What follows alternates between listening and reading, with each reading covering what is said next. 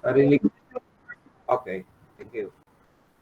So, this afternoon, we talk about another liability, this time provision, which is unlike others, meron niyang characteristics na pang-provision lamang, ano? Pang-provision lamang. Or maybe some characteristics shared with the contingent liability or contingent asset, no? But this afternoon, we focus on learning about provision liability.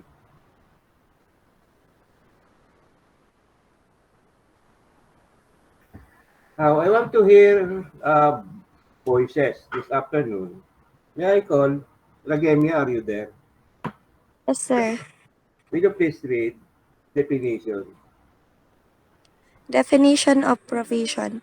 A provision is an existing liability of uncertain timing or uncertain amount. The essence of a provision is that there is uncertainty about the timing or amount of the future expenditure. It is this uncertainty that distinguishes provision from other liabilities. The liability definitely exists at the end of reporting period, but the amount is indefinite or the date when the obligation is due is also indefinite, and in some cases, the payee cannot be identified or determined. Actually, a provision may be the equivalent of an estimated liability or a loss contingency that is accrued because it is both probable and measurable. Okay, so there, you know.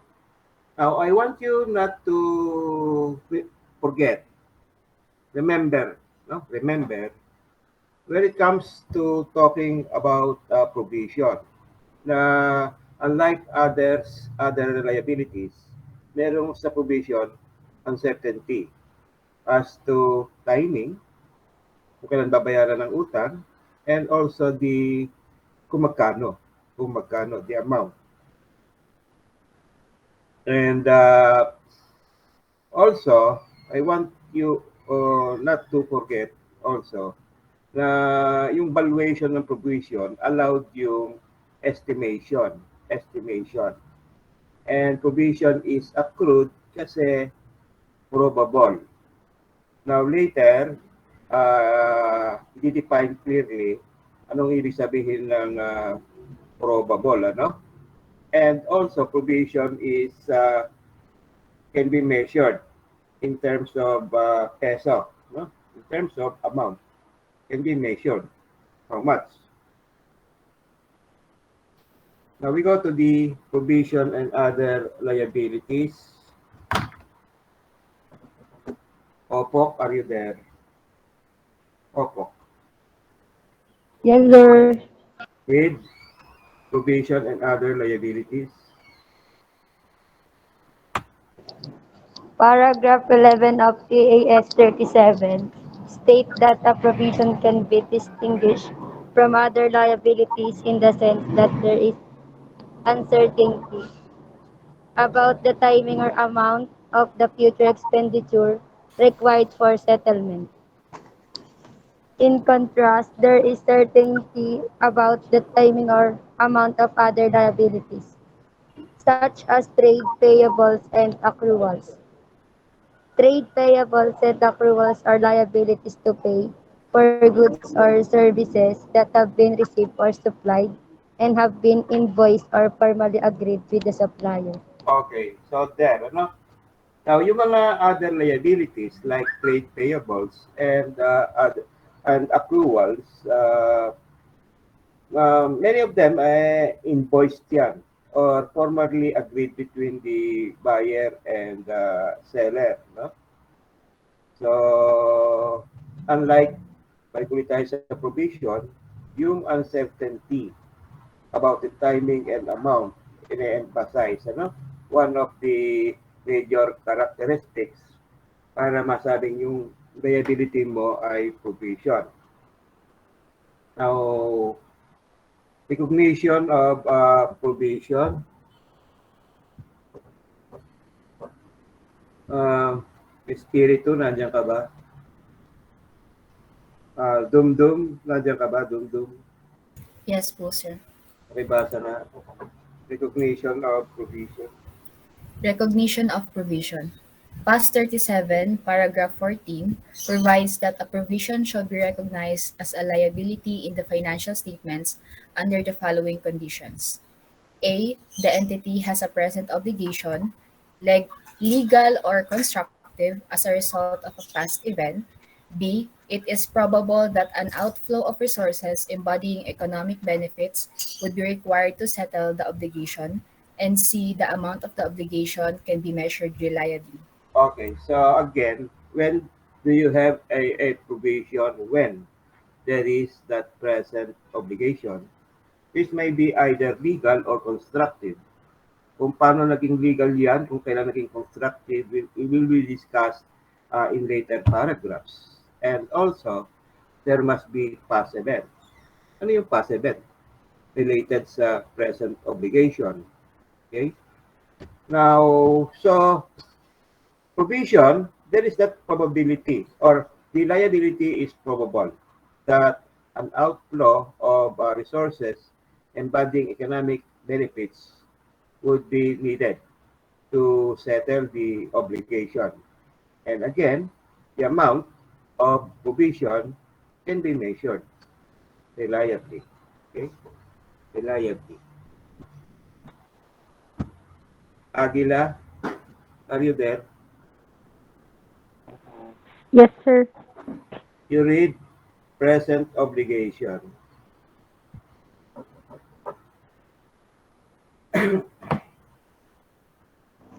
Present obligation. The, the present obligation may be legal or constructive.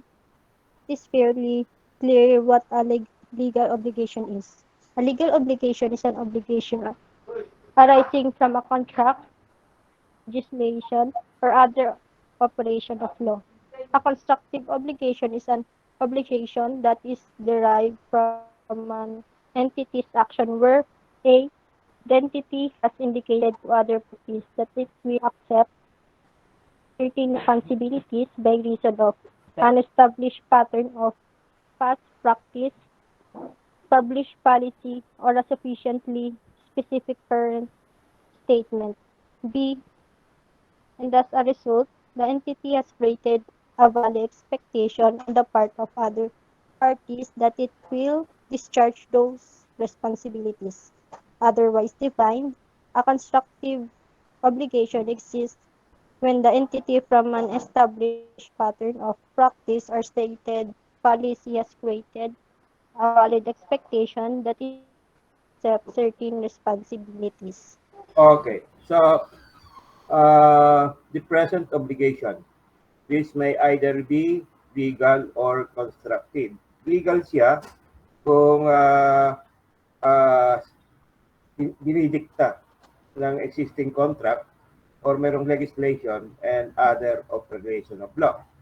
But be it not legal, then ang obligation may still exist by virtue that the obligation may be constructive. Now, A and B will tell you when the obligation is constructive. At because there is that constructive obligation, now, meron kang dapat i-record na provision, liability. Okay, we got to the past event. Oh, Agila and Mulawin. Parehong ibon to, no? Mulawin, nandiyan ka ba? Yes po, sir. Okay. Pakibasa nga past event. Past event. The past event that lead to a present obligation is called of obligating event.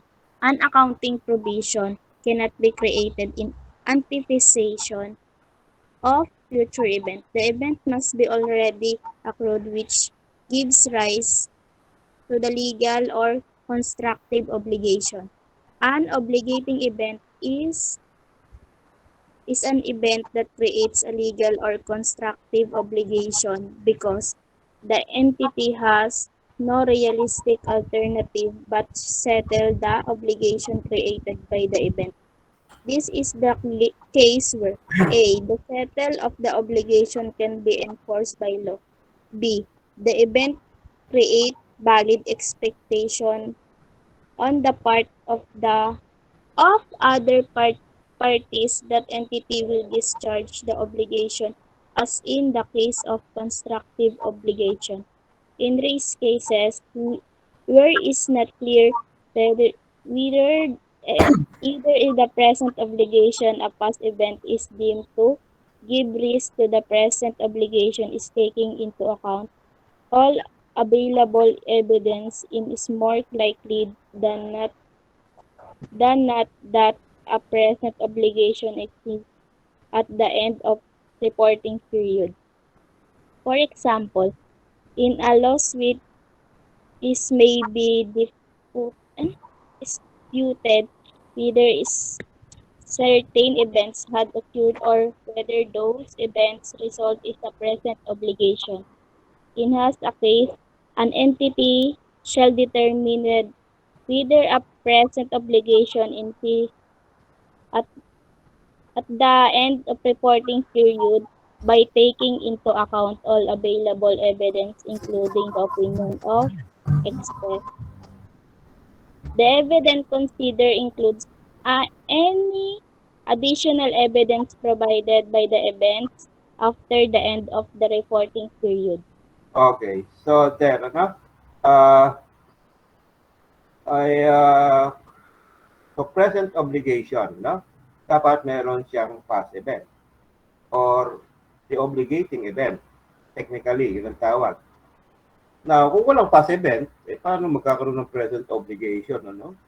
So, kung walang past event, I mean, not past event, dapat ay merong obligating event, ano?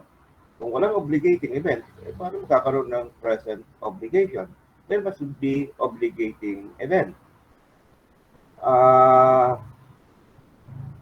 Na no choice ang entity but to settle the obligation, no? Uh, the obligation may either be legal or constructive, no? So the entity has no option but to settle the obligation or pay the penalty for not settling the obligation. Okay, so now a point may be reached wherein it is disputable whether there is that present obligation, no? And here comes the value of evidence. Kung ang available evidence points that there is that uh, present obligation, then you have to set up provision liability. Ano? Now, now, the events after the reporting period may also prove that you have to set up a provision, ano? A provision. The events following the end of the reporting period. And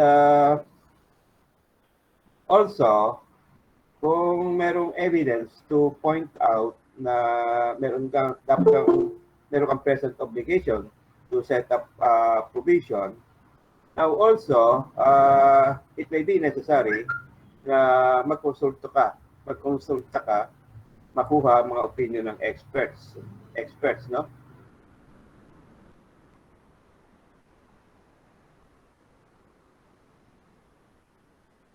Parang may kumakato kanina. Wala naman.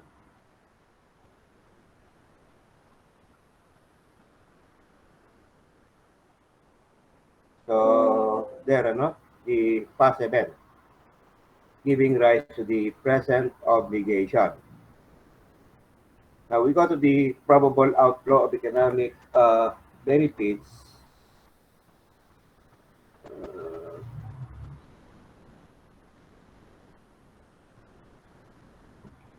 Pirito, nandiyan ka ba? Wala.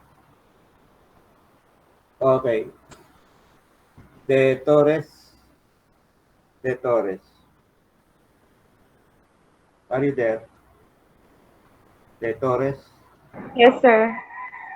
probable outflow of economic benefit. For a provision to quality for recognition, there must be not only present obligation but also a probable outflow of resources embodying the economic benefits to settle the obligation. An outflow of resources is regarded as probable if the event more likely than not occur, meaning the probability that the event will occur is a greater than the probability that will not occur.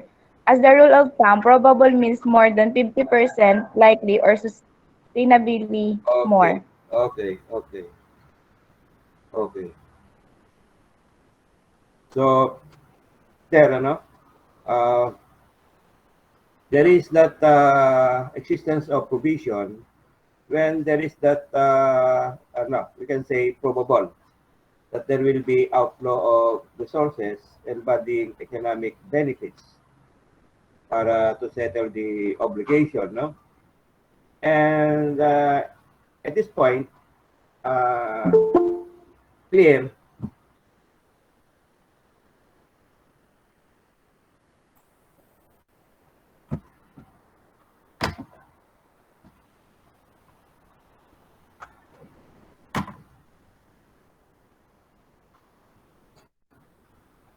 Okay, clear kung anong ibig sabihin ng word probable, no?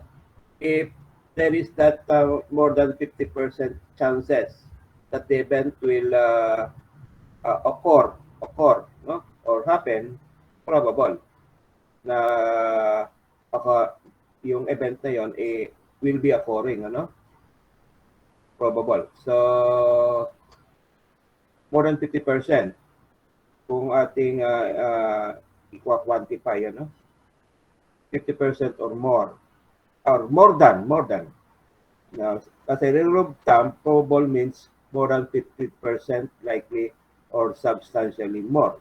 So kung 50%, hindi pa probable yun. Kasulat dito more than 50%. Okay. So we go to the reliable estimate. Villegas, are you there? Reliable estimate. Yes po, sir. Reliable estimate, paragraph 25 of PAS 37 provides that the use of estimates is an essential part of the preparation of financial statements and does not undermine their reliability. This is especially true in the case of provision because by nature, a provision is more uncertain than most items in the statement of financial position. The standard suggests that by using a range of possible outcomes, an entity usually would be able to make an estimate of the obligation that is sufficiently reliable. Where no reliable estimate can be made, no liability is recognized. Okay, so you are seeing italicized statement here na kung di raw tayo makapag-produce ng reliable estimation, then we are allowed not to set up, not to recognize any liability. Ano? So there must be a reliable estimate para mapag-set up tayo ng provision liability. Otherwise, walang provision because walang reliable estimate. Okay.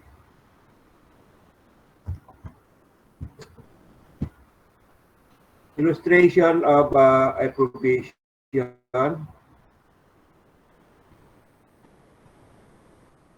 Villapando, are you there?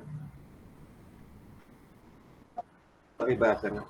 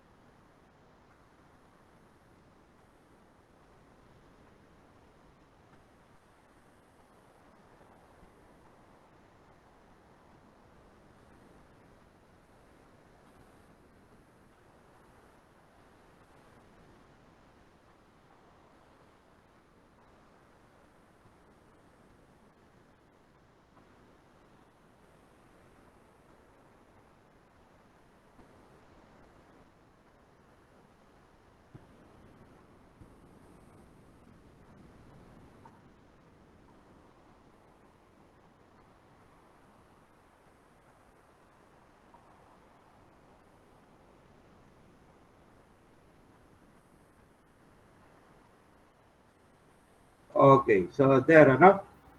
Now, meron bang present obligation? Now, you may say, wala ka namang legal obligation, no? Because there is no law. But there are instances na meron ka present obligation. Kasi baka meron kang, kung sabihin nila ay constructive obligation. And what is constructive obligation? Now here, binigyan kayo ng illustration, kailan masabi mong meron kang constructive obligation. And because there is that constructive obligation, then you have to set up provision estimate, no? Provision estimate. Now we go to the analysis of that illustration. Okay. Biga Pando, continue reading analysis.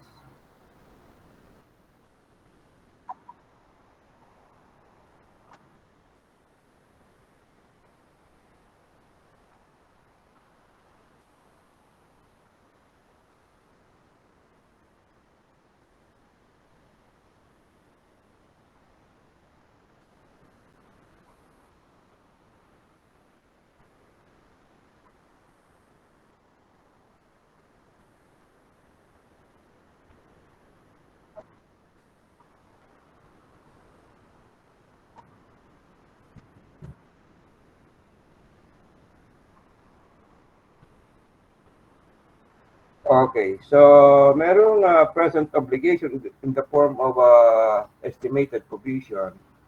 Not maybe not, maybe none, kasi wala kang legal obligation. But again, there is such a thing as a constructive obligation. No? And discussed here kung ano mga examples when can you say that you have a constructive obligation when an entity has that constructive obligation in relation to setting up provision. And how is provision measured?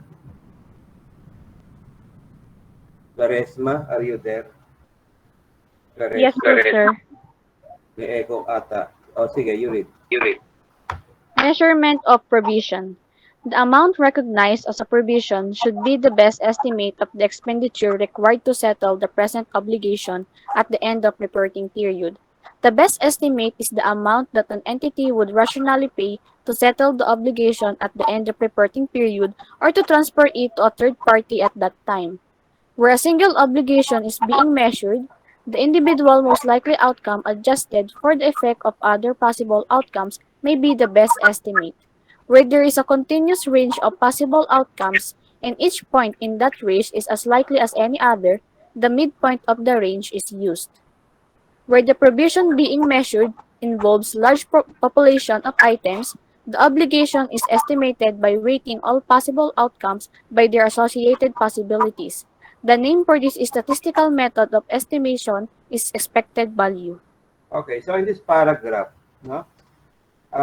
Yung mga sagot mo na yung mga computed answers mo, pwede now. There is not much problem if it is a can be the amount can be determined as an individual value, subject to further adjustment, no? But there are times na baka naman ang tamang sagot ay midpoint of a range where each point in that range is as likely as any other to be the result, the outcome, gagamit ka ng midpoint.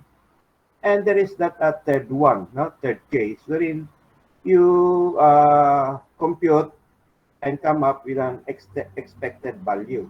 Expected value. Ano yung expected value?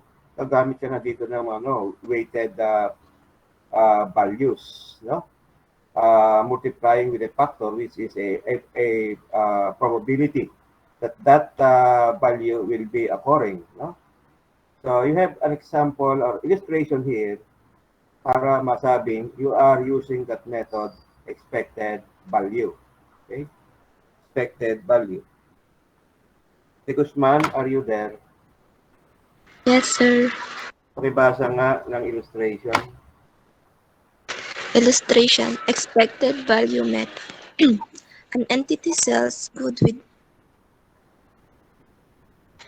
a with a warranty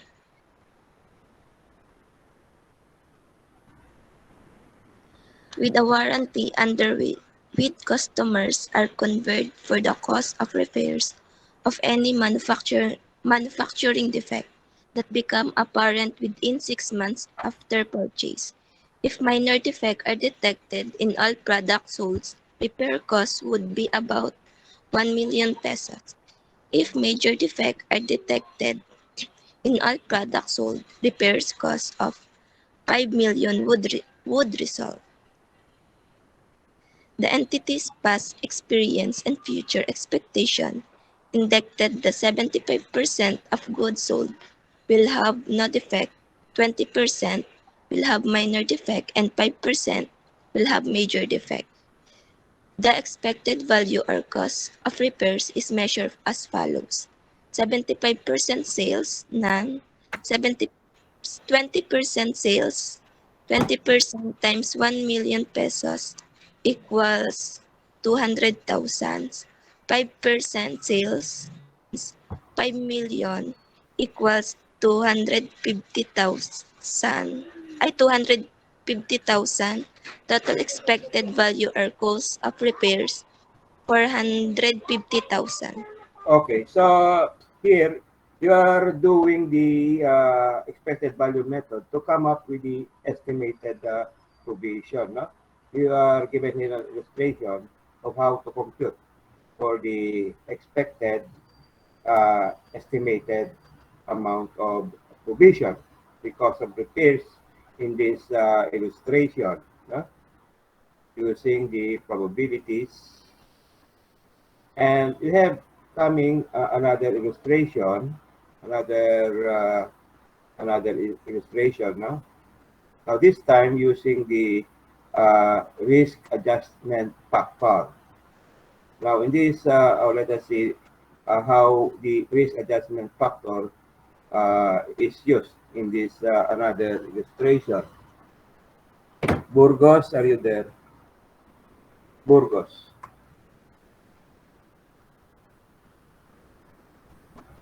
Burgos. Aguila. Aguila, are you there? Yes, sir.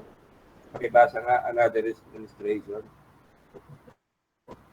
An entity is a defendant in a patent infringement suit. The lawyers believe that there is a 60% chance that the court will not dismiss the case, and the entity will incur an outflow of future economic benefits. If the court rules against the entity and in favor of the claimant, the lawyers believe that there is a 30% chance the entity will be required to pay damages of 4 million and a 70% chance that the damages will be 2 million.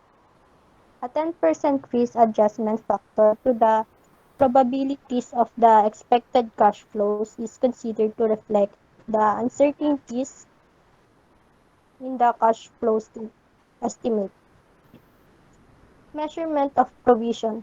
Weighted probabilities. 30% times 4 million times 60% is 720,000. 70% times 2 million times 60% is 840,000.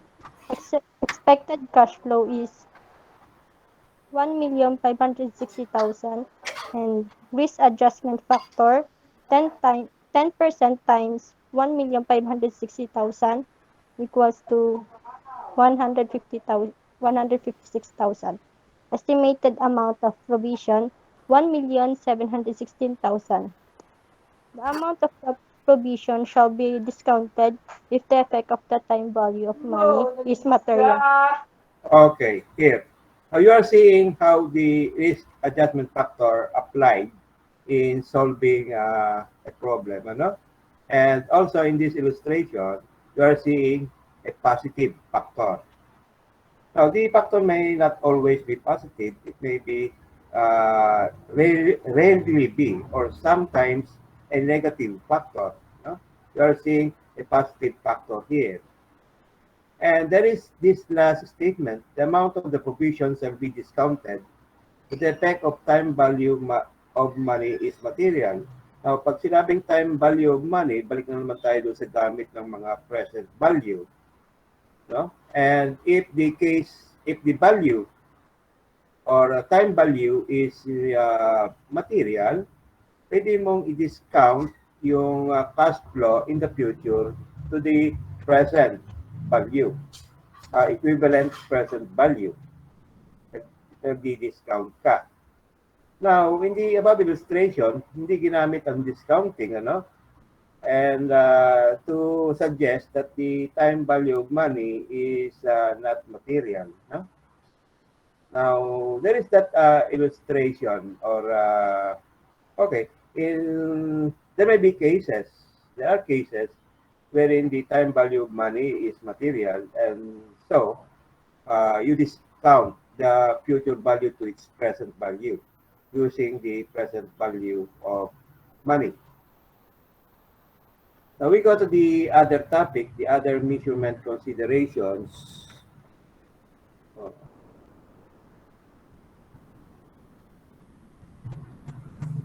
kanino bang boses yung nakinig ko? Sino ba yung huli nagsalita? Ako po, sir. Ha? Sino? Sino ang huli nagsalita? Ha? Agila po, sir. Si Agila. Oo. Agila. Agila. We go to other measurement considerations. Ragemia, are you still there, Ragemia? Yes, sir. Okay, basa na. Other measurement considerations. The following items are taken into consideration in recognizing and measuring a provision. 1. Risks and uncertainties. 2. Present value of obligation. 3. Future events. 4. Expected disposal of assets. 5. Reimbursement. 6. Changes in provision. 7.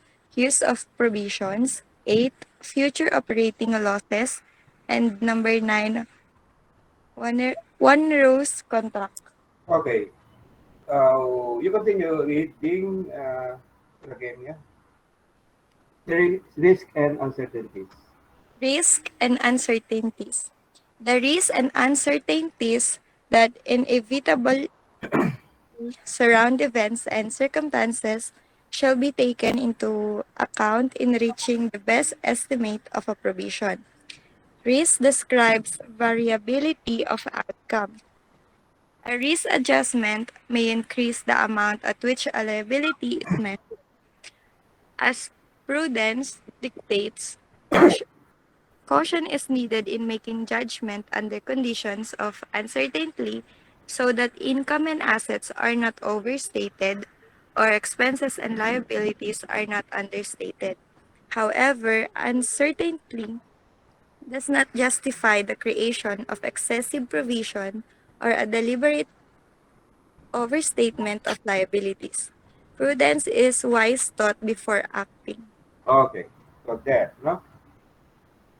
Now we go to the next topic, which is the present value of the obligation. Present value of the obligation. Opok, are you there? Opok. Mulawin. Mulawin. Yes po. Present value of obligation.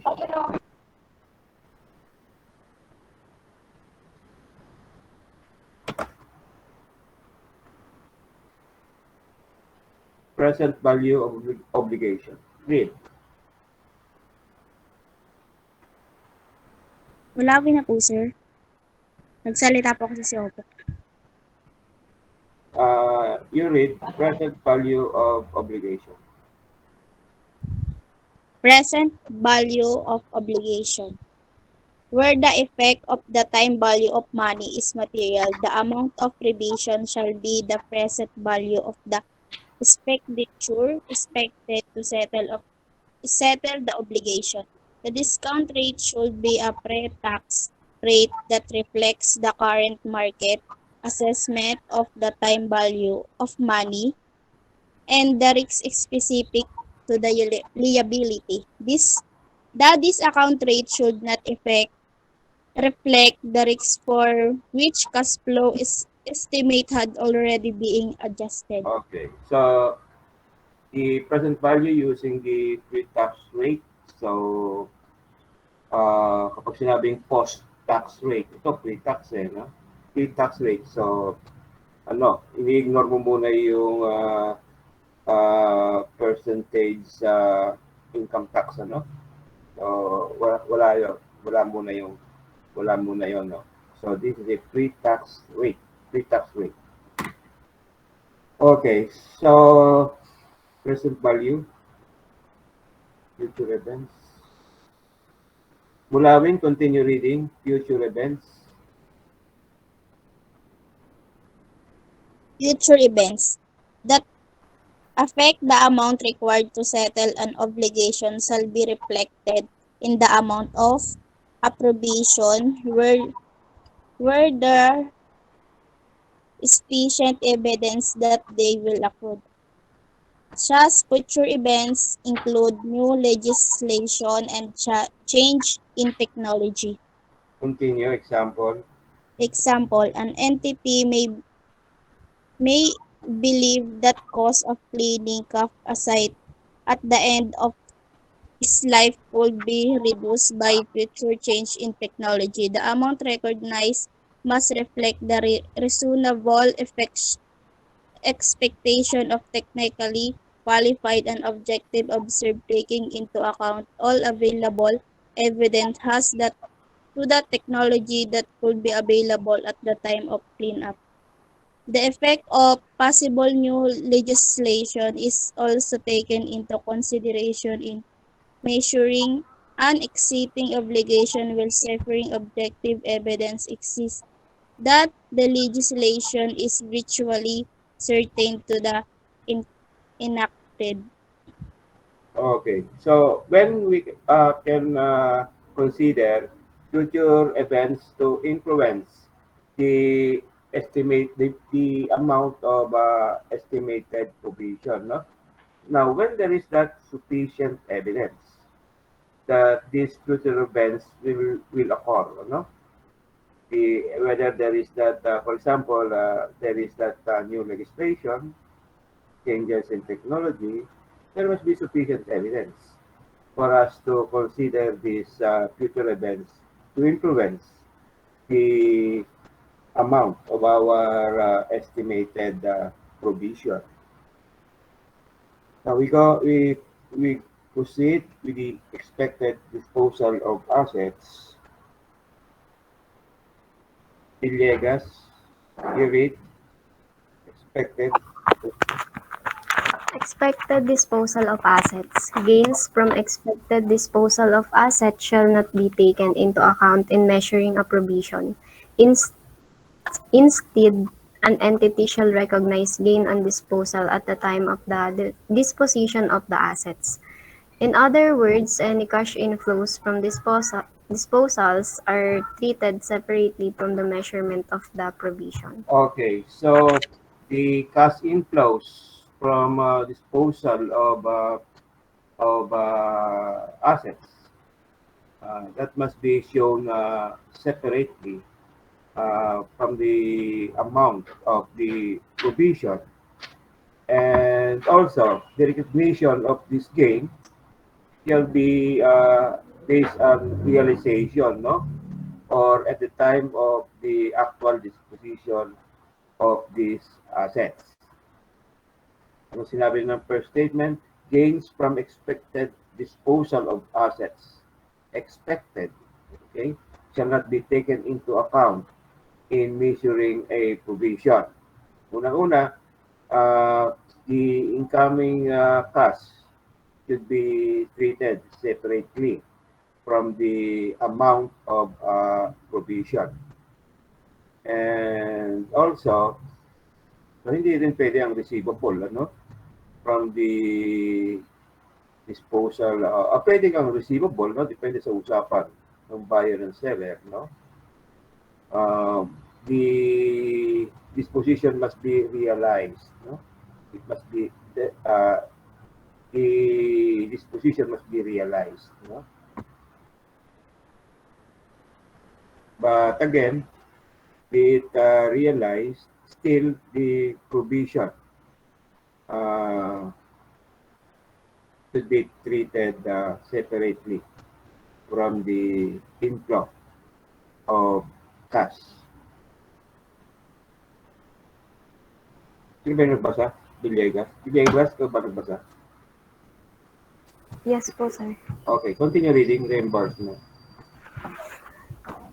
Reimbursements where some or all of the expenditures required to settle a provision is expected to be reimbursed by another party.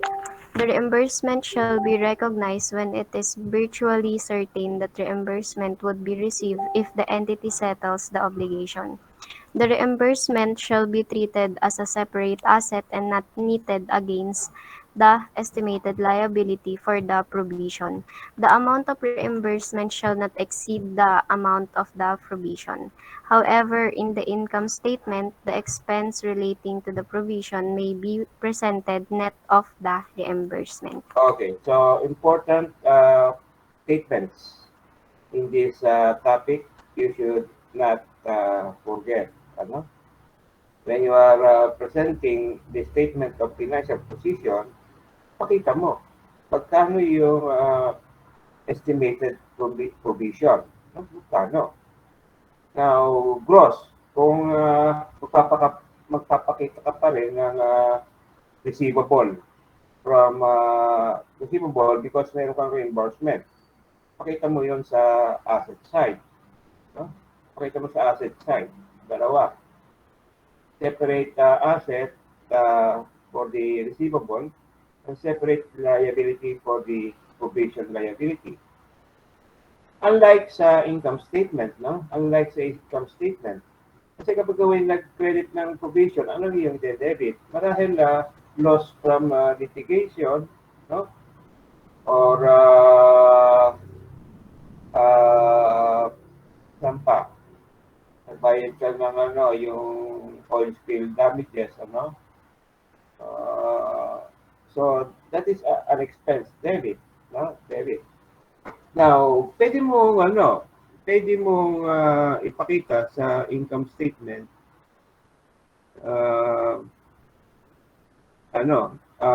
ang neto between the yung expense, yung original expense na, for example, loss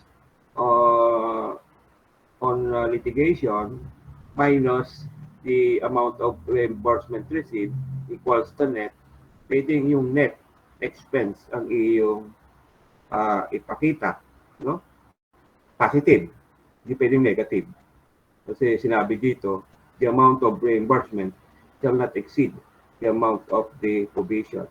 So, liliit lamang yung iyong loss on litigation kasi may natanggap kang reimbursement. Okay, so we go to changes in provision. Ilya Pando. Are you still there? You read. Changes in provision.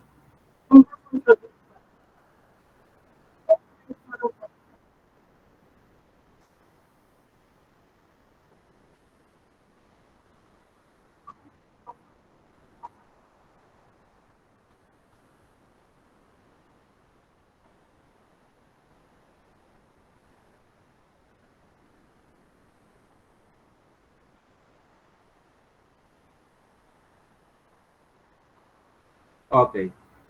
So, where discounting is used, the carrying amount of the provision increases each period to reflect the passage of time. Kitang-kita naman natin yan sa table of amortization, Habang yung date mo ay lumalapit do sa date of maturity, no? Yung carrying amount, kung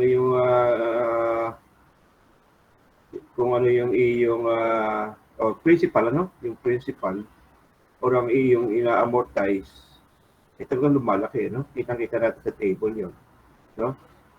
So, pero kung yung iyong pointer is going to much earlier date, eh, yung present value, maliit, mas maliit, no? So, kita natin yan sa table of amortization using the effective method of computation. Okay. Continue reading, Bilipando, the use of provision.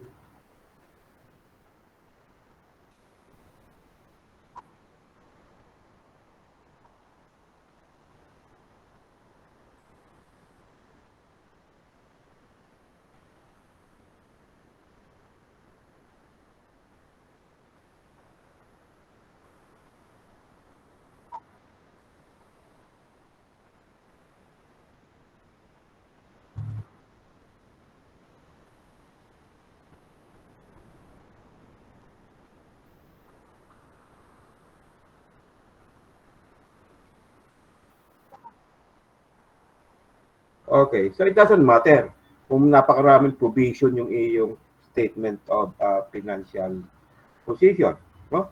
So long, eh, wag lamang naman yung i-charge mo yung isang payment sa provision hindi naman related, ano? Hindi naman related. Iba yung provision for plant dismantlement, iba. Meron ka ring separate kung meron yung provision for uh, environmental pollution claims, ano? And also, kung meron ka pa rin another provision, warranty payment. So, kanya-kanya na iba't iba. It doesn't matter, napakaraming provision. Ang bawal ay mag-charge ka ng plant dismantlement cost, tapos charge mo doon sa provision or ile-less mo doon sa provision na naka-assign doon sa environmental pollution claims. Now, we go on future operating losses. Quaresma, Future operating losses. Provision shall not be recognized for future operating losses. In other words, a provision for operating losses is not recognized because a past event creating a present obligation has not occurred. However, an expectation of future operating losses is an indication that certain assets may be impaired. An impairment test for these assets may be necessary. continue. One-ruse contract. If an entity has an one-use contract, the present obligation under the contract shall be recognized and measured as a provision. An one-use contract is a contract in which the unavoidable cost of meeting the obligation under the contract exceed the economic benefits expected to be received under it. Past 37 of paragraph 68 mandates that the unavoidable costs under a contract represent the least net cost of exiting from the contract. The lower amount between the cost of fulfilling the contract and the compensation or penalty arising from failure to fulfill the contract is the least cost of exiting from the contract. Okay, there, no? So, going back to the future operating losses, because nakikita mo na magkakaroon ka ng future operating losses, you're not at that right situation, or you are not in that situation for you to be right setting up an estimated provision, ano? So, hindi pwede kung nagpo-provision ka because of future operating losses. Hindi pwede yun, no? Okay. At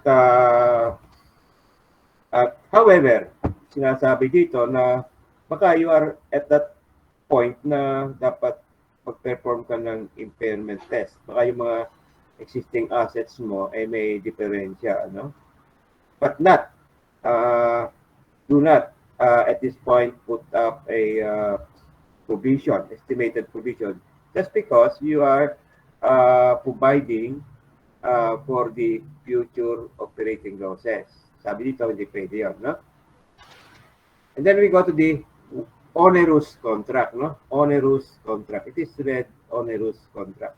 Now, nandito ang ibig sabihin ng onerous contract, ano? An onerous contract in which the unavoidable cost of meeting the obligation under the contract exceed the economic benefits expected to be received under it. Kaya lang, under the law, magbayad ka. No? Magbayad ka. Yun ang sabi ng ano eh. Uh, yung benefit of that you will be receiving, no? Eh, marahil nga, wala.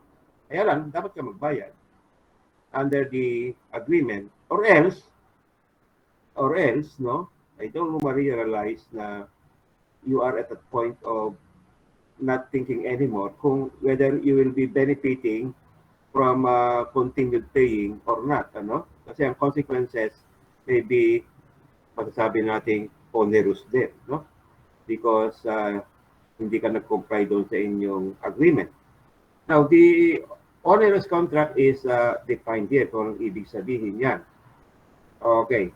And may sinasabi dito na the accounting statements mandate saying that the unavoidable cost under the contract represent the least net cost of exiting from the contract. And what do you mean by the least net cost of exiting from the contract? It's either or the lower amount. Okay, so it's either or the lower amount between the cost of fulfilling the contract and the compensation or penalty arising from failure to fulfill the contract. Is the least cost of exiting from the contract. Eh kung lumabas na the least cost is paying the compensation or penalty, eh yun ang iyong gagamiting estimated provision. Kaya lang, marahil nakamura ka, kaya lang nasa iyo rin for not fulfilling the contract, ano? Masisira ka naman sa isang bagay. Masisira ka naman sa isang bagay. But here, the lower between the cost of fulfilling the contract and the compensation or penalty. Which one is lower should be the valuation of estimated provision. Okay, so onerous contract. And we have here the illustration for the onerous contract. Onerous contract. Dum, you read the illustration, onerous contract. Dum. An entity is getting ready to move its factory from its existing location in Bataan to Subic, which is a new industrial free zone specially created by the Philippine government for manufacturers. Considering the savings in cost that would ensue because there are no duties or taxes in the free trade zone, the entity has to move before the end of the year.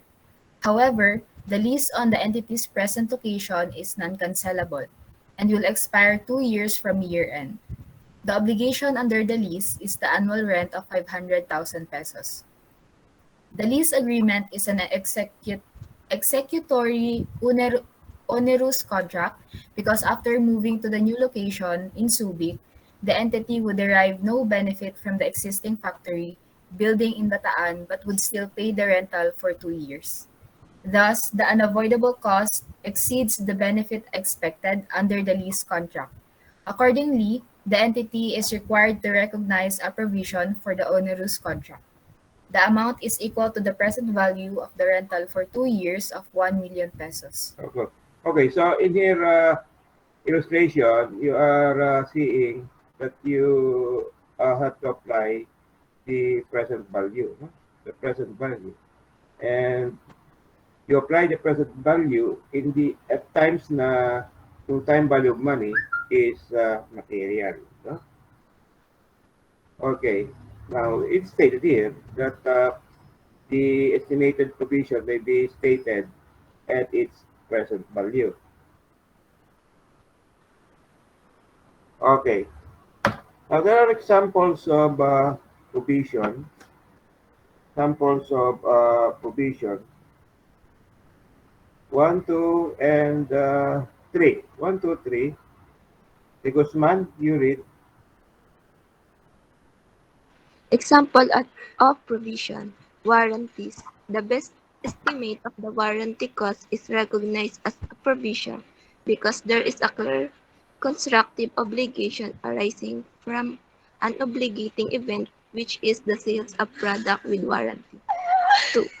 Environmental contaminations.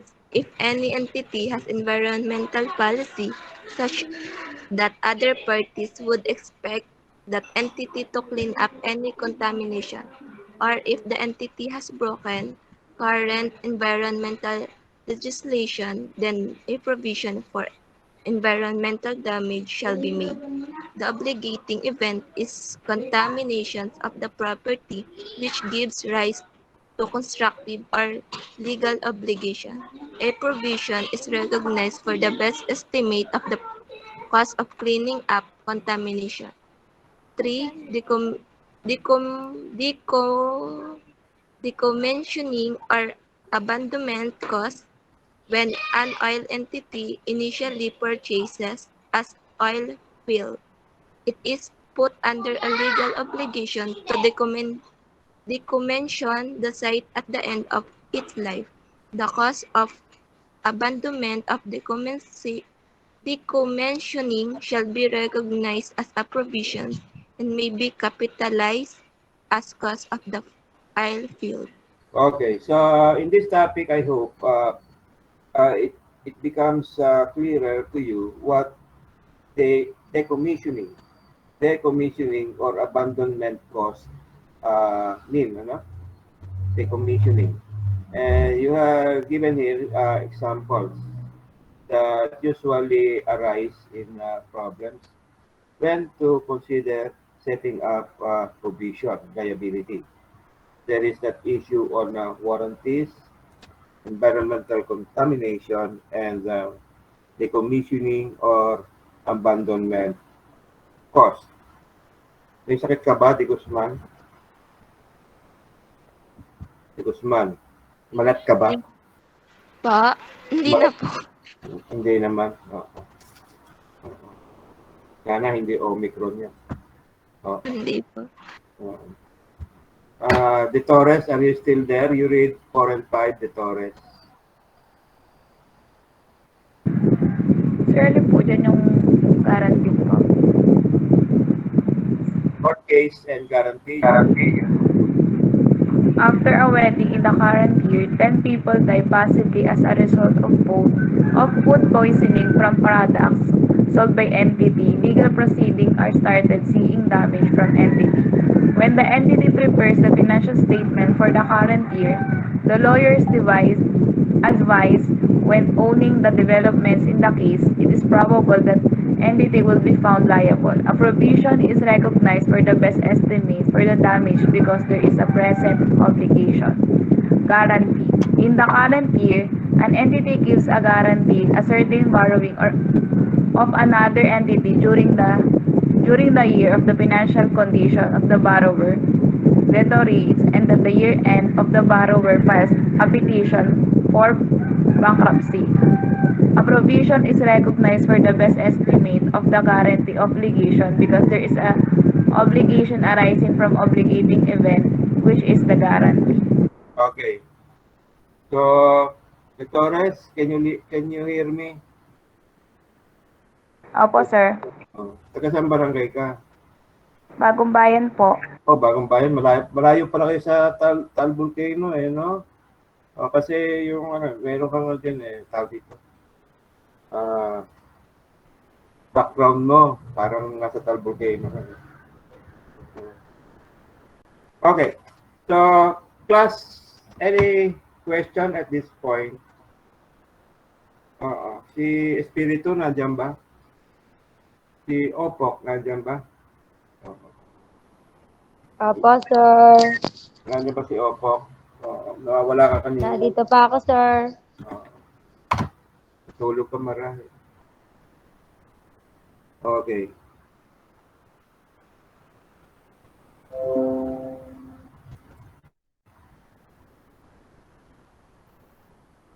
Now, this is time for you to turn on your camera for us to see each other for today.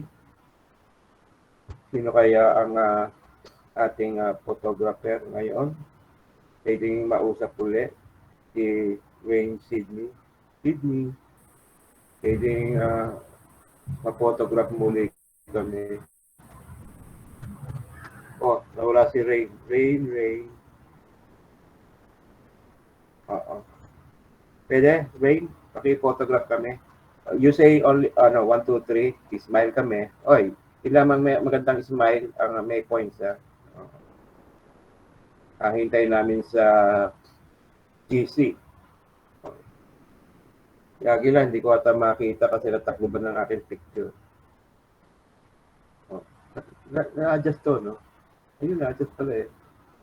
Na-adjust pala yung picture, no? Uy, oo nga, na-adjust. Yun. Uy, bumalik. Bumabalik.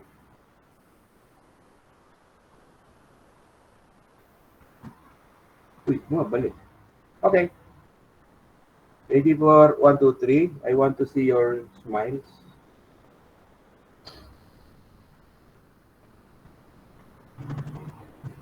Oh, nawala ang boses ni Rain. Rain, nakikinig mo ako? Hindi. Naka-capture na pala. Hintayin na lang namin sa GC, no? Now, class, if you have questions at this point, you may ask. And I'm reminding you to submit your learning activities, no?